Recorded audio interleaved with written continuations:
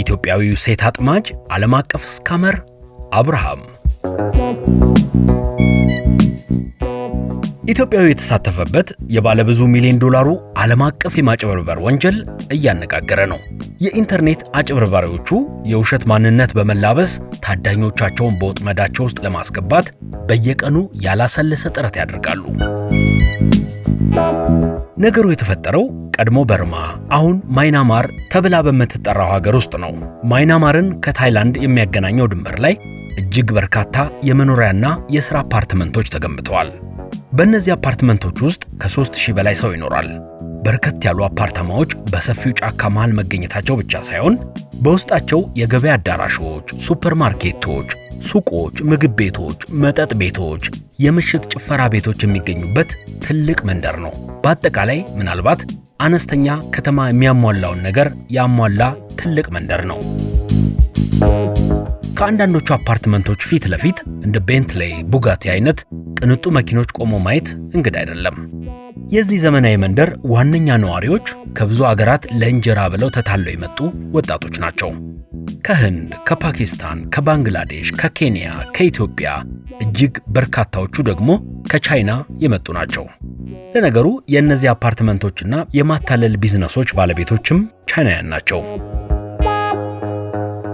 የመንደሩ ዋነኛ ሥራና የገቢ ምንጭ በበለጸጉ ሀገራት የሚኖሩ ወንድና ሴቶችን በማማለል የፍቅር ግንኙነት በማስጀመር እነዚህ አፍቃሪዎችን መቀፈል፣ የውሸት ኢንቨስትመንት ውስጥ በማስገባት ማታለልና ለብዙ ዓመታት ያፈሩትን ሀብት ንብረት ጡረታ መቀራመት እንዲሁም ባዶ ማስቀረት የሰለጠኑበት የተካኑበት ሙያ ሆኗል።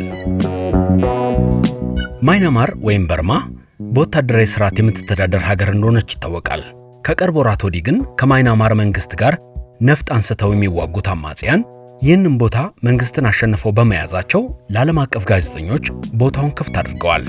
በዚህ የተነሳ ከስካመሮቹ ጋር በተያያዘ ለየት ያሉ ነገሮችን እየሰማን ነው። ከሀገራችን ጋር በተያያዘም ከነዚህ ስካመሮች አታላዮች መካከልም ኢትዮጵያውያንም እንዳሉበት ማወቅ የተቻለው በዚህ አጋጣሚ ነው። ለምን እንደሆነ ባይገለጽም ኢትዮጵያውያን በርከት ያለ ገንዘብ እንዲያስገኙ ይጠበቅባቸዋል። በሶፍትዌር ኢንጂነሪንግ የተመረቀው ኢትዮጵያዊው አብርሃም በዚህ ዓለም አቀፍ ወንጀል መሳተፍ ከጀመረ ጥቂት ዓመታት አልፈዋል። ከሀገሩ ኢትዮጵያ የወጣው በባንኮክ የሽያጭ ሰራተኛ ፈላጊ ካምፓኒ እንደሚቀጥረው በመንገር በዓለም አቀፍ ቅጥር ስም ነው ወደ ደቡብ ምስራቅ እስያ ሀገር ሄደው። ሆኖም የጠበቀው ሥራ በዕድሜ ከሱ ከሚበልጡ የበለጸጉ ሀገራት ሴቶችን የማጭበርበር ሥራ ነበር። ሰዎችን ለማታለል የተለያዩ ስልኮችን ይጠቀማል። የቻናል 4 ኒውስ ጋዜጠኞችን እያዞረ የማጭበርበሪያ ቢሮውን ሲያሳይ በእኔ በኩል ብዙ ጸጸት የሚታይበት አይመስልም። በዚህ ቢሮውም ካለው 24 ሰዓቱን 14 ሰዓቱን በሙሉ ለማጭበርበሪያ ሥራው ለማዋል ይጠቀምበታል። ኮንትራቱም ያስገድደዋል። በዚህ ሥራውም በወር በትንሹ $20,000 እንዲያስገባ ይጠበቅበታል። አስባችሁታል? $20,000 ማስገባት ይጠበቅበታል። 20,000 በ152 የኢትዮጵያ ብር ማባዛት ነው። መልካሙ አብርሃምም የአህጉር ብቸኛ ሀገር የሆነችዋን የአውስትራሊያን ሴቶች እንዲያጭበረብር ኃላፊነት ተሰጥቶታል። ትኩረት የሚያደርግባቸው ሴቶችም ዕድሜያቸው ከ38 እስከ 50 ዓመት ይሆናሉ።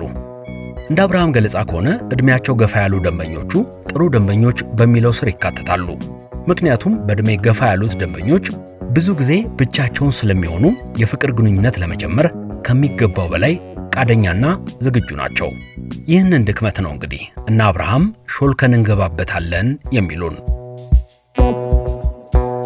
እነዚህ ከ38 ዓመት በላይ የሆናቸው ሴቶች ብዙ ዓመት በሥራ ላይ በመስራታቸው በርከት ያሉ ብሮቹን በርከት ያሉ ገንዘብና ሀብት ማጠራቀም ይችላሉ። በዚህም የተነሳ ዓለም አቀፎቹ ስካመሮች ታዳኝ ያደርጓቸዋል። በተለያዩ ማህበራዊ ሚዲያዎች ገንዘብ በከፍሏቸው ሞዴሎች አማካኝነት የተለያዩ ፎቶዎችን አንስተው ተነስተው ይለጥፋሉ። አብርሃምም አሁን ከወራት በፊት ሲሰራው የነበረውን መጥፎ ሥራ ሲያስታውስ ጸጸት ይሰማኛል፣ ጸጸት እንደሚሰማውና አንዳንዴ ማታ እንቅልፍ እምቢ እንደሚለው በጸጸት ይገልጻል። የሚሰራው ሥራ መጥፎነት ቢሰማውም ከዚህ ነገር መውጫ መንገድ አልነበረውም። የነበረው ብቸኛ ምርጫ የገባበትን ኮንትራት አጠናቆ ወደ ሀገሩ መመለስ ነበር የሚታየው። እኔ የነበርኩበት ምድብ ቀላል ባይሆንም ቻይኖች የሚበዙባቸው ቡድኖች ግን አንዳንዴ በወር እስከ $50,000 የሚደርስ ገቢ በየወሩ የሚያስገኙ ልጆች ነበሩ ይለናል አብርሃም። አብርሃምም በወር 20,000 ማምጣት የሚጠበቅበትን ኮንትራቱም ሳያልቅ ብዙ ገንዘብም ማግኘት ሳይጠበቅበት የማጭበርበሪያ ማዕከላቱ በአማጽያኑ በመያዛቸው ነፃ ወጥቷል። አብርሃምና ቀሪ ብዙ ሺህ ስካመሮች ከቦታው አልወጡም። በነገራችን ላይ አብርሃምና ቀሪ ብዙ ሺህ ስካመሮች አሁንም ከቦታው አልወጡም።